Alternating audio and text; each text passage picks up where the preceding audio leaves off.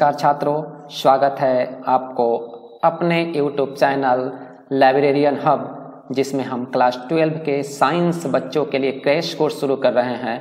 और ये crash course साधारण नहीं है, बल्कि इसके लिए हम लोगों ने बहुत प्रयास किया है और सभी विषय के अलग अलग शिक्षक मिलकर हम लोग ऐसे ऐसे टॉपिक को सिलेक्ट किए हैं जिससे ज़्यादा से ज़्यादा नंबर आप ला सकते हैं। कम से कम 80% का गारंटी है अगर आप मेरे चैनल को सब्सक्राइब करते हैं और इसका रेगुलर अध्ययन करते हैं। तो इतना गारंटी है कि अब मैं आपको बायोलॉजी पढ़ाऊंगा और बायोलॉजी में कम से कम 80% तक नंबर आप आसानी से ला सकते हैं, सिर्फ और सिर्फ मेरे वीडियो को देखकर और इसको समझकर।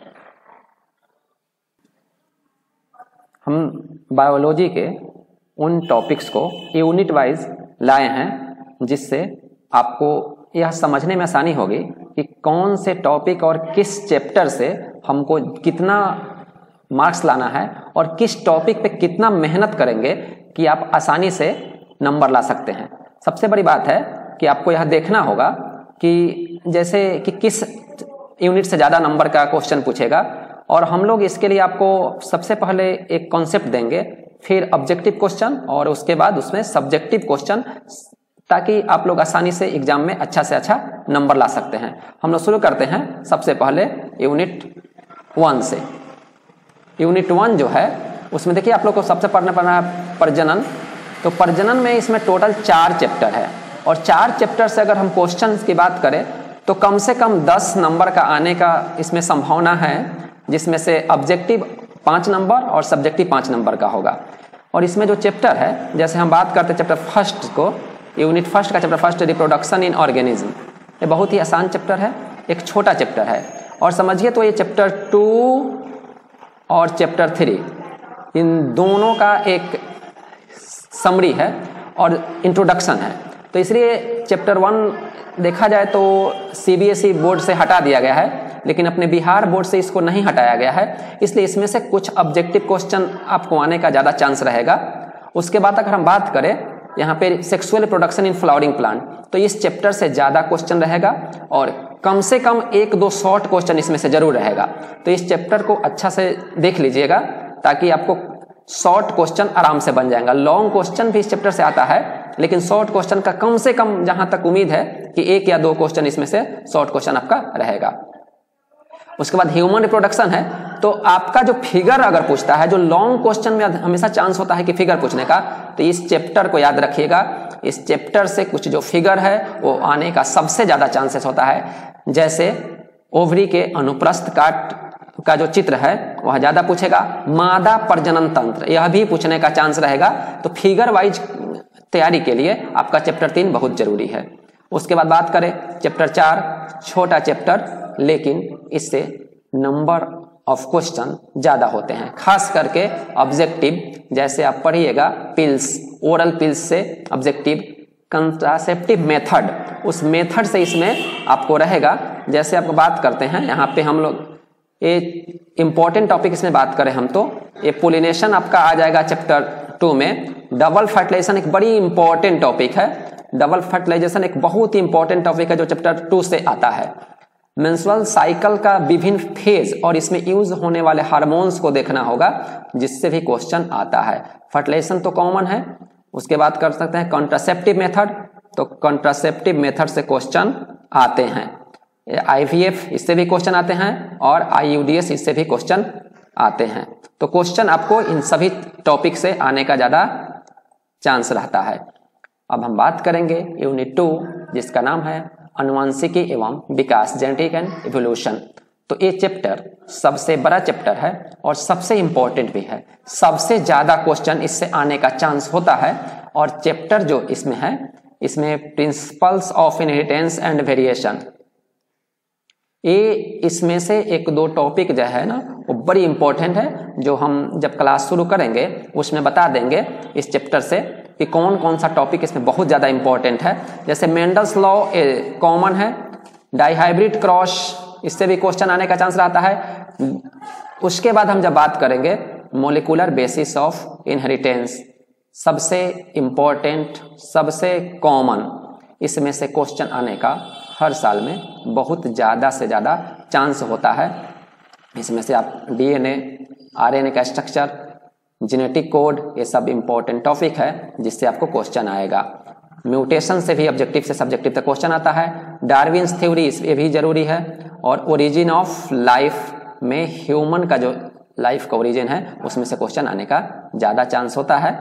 उसके अलावा यहाँ जब हम बात करेंगे unit 3 biology and human welfare, ये चैप्टर बहुत आसान होता है, बहुत ज़्यादा नंबर का तो नहीं पूछता है, चैप्टर थोड़ा सा लॉन्ग है, लेकिन इसमें से भी एक इम्पॉर्टेंट जो चैप्टर सब है जैसे ह्यूमन हेल्थ और डिजीज, इसमें से ह्यूमन हेल्थ और डिजीज में से आपको क्वेश्चन पूछने का चांसेस होता है। और इसको पढ़ना बहुत आसान है क्योंकि इसमें हम जो चीज़ हम बीमारियों से ग्रसित होते हैं, कुछ ऐसे बीमारी हैं जिनके बारे में हम जानते हैं, जिनका ठीक होने का उपाय, उसमें कौन सा दवा लेना चाहिए, कौन सा एंटीबायोटिक होता है, तो हम लोग कॉमन लाइफ में देखते हैं, तो इसलिए इसको याद करना बहुत मुश्किल नहीं है, लेकिन इसमें से क्वेश्चन आता है और आसानी से याद भी हो जाएगा, तो इसको देख लेना है। Strategies for enhancement in food production, ये जो चैप्टर है इसमें से भी कुछ क्वेश्चन आते हैं और ये भी बहुत आसान चैप्टर है। जैसे इसमें हम लोग एग्रीकल्चर के बारे में जानते हैं और एग्रीकल्चर जो चीज़ें हैं वो हम लोग अपने जीवन में, अपने रोजमर्रा के लाइफ में देखते हैं, तो इसलिए इसको भी याद करने में आपको, इसको भी पढ़ने में, समझने में ज़्यादा दिक्कत आपको नहीं होगा। अब बात करेंगे माइक्रोब्स इन ह्यूमन वेलफेयर, इस यूनिट का सबसे इंपॉर्टेंट चैप्टर है जिसमें सबसे ज़्यादा क्वेश्चन आने का चांस होता है।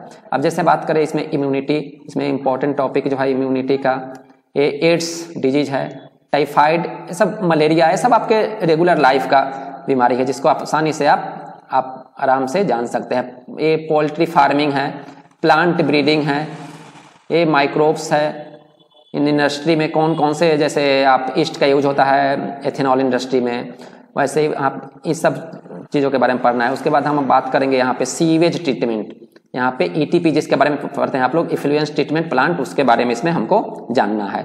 और फिर हम जब आगे आते हैं तो हम पढ़ते हैं यहाँ पे यूनिट 4 बायोटेक्नोलॉजी यानी जैव प्रौद्योगिकी। सबसे बड़ी बात क्या है कि यह चैप्टर बहुत छोटा है और इसमें से क्वेश्चन हर साल ऑब्जेक्टिव से सब्जेक्टिव आता ही है।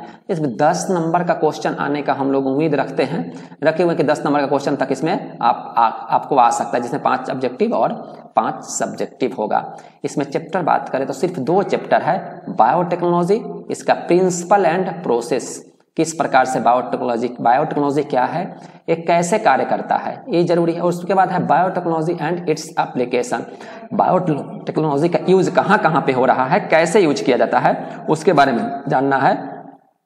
इसमें चैप्टर बहुत छोटा है लेकिन बहुत ही ज़्यादा क्वेश्चन आने का चांस रहता है और 100% चांस रहता है कि इसमें से क्वेश्चन आएगा, इसमें कहीं से कोई दो राय नहीं है।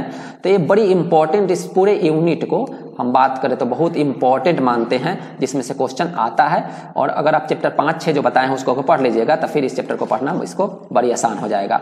इसमें इंपॉर्टेंट टॉपिक अगर बात किया जाए तो recombinant DNA technology, PCR, plasmid, destruction enzyme, transgenic plants, gene therapy and GM crops, genetically modified crops जिसको बोलते हैं, ये इसमें आपको पढ़ना है। और उसके बाद जब हम आगे बात करते हैं तो फिर है ये आपका सबसे अंतिम यूनिट है पर्यावरण एवं पारिस्थितिकी, इकोलॉजी एंड इन्वायरमेंट। इसमें से भी क्वेश्चन 10 नंबर का ही आता है, लेकिन इसमें खास बात क्या है ना, लॉन्ग क्वेश्चन यहाँ से एक आने का चांस हमेशा बना रहता है। तो इस यूनिट से, और ये यूनिट क्या है ना, आप आसानी से एक बार अगर पढ़ लीजिएगा और थोड़ा सा रिवीजन हो जाएगा, आसानी से समझ सकते हैं। जैसे ऑर्गेनिज्म एंड पॉपुलेशन है, इकोसिस्टम है, ये सब आप क्लास 10th में भी पढ़े थे, इसीलिए इसको पढ़ने में आपको ज़्यादा दिक्कत नहीं होगी। उसके बाद बात करें तो बायोडाइवर्सिटी एंड कंजर्वेशन, रटा चीज़ है, ये रटना है, इसमें से बहुत ज़्यादा दिमाग लगाने की जरूरत नहीं है, आसानी से क्वेश्चन आ जाएगा। इन्वायरमेंटल इशू, इसमें पोल्यूशन, इस सब के बारे में पढ़ना है, तो इसमें भी ज़्यादा दिक्कत नहीं होगा।